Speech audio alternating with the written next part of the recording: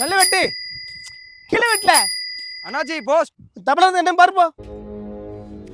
யார் அனுப்புனா? யாரோ ராணியா? ராணியா? இல்லண்ணே, எங்களுக்கு சொந்த பந்தம்லாம் யாரும் கிடையாது. நானும் அப்பா மட்டும்தான் இருக்கோம். இதாப்பா அவங்க அப்பாவுக்கு தான்ப்பா வந்திருக்கு.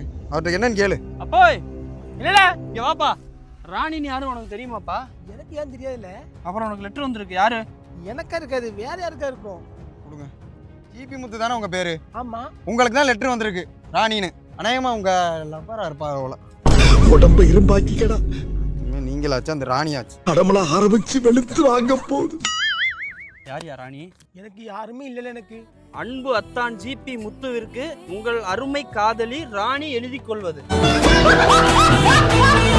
மயனுக்கு தெரியாம நம்ம எத்தனை நாள் கடற்கரை ஓரத்திலே ஒதுங்குறது? நம்ம ஓடி போறதா இல்லையா? உனக்கு உன் மயம் முக்கியமா, நான் முக்கியமா?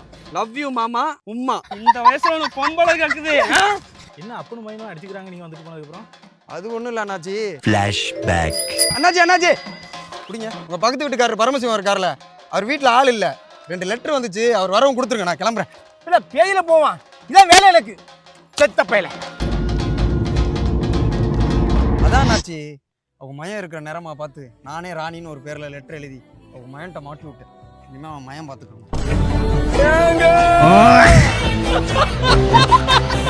ஐயோ ராஜா, என் கல்லமே.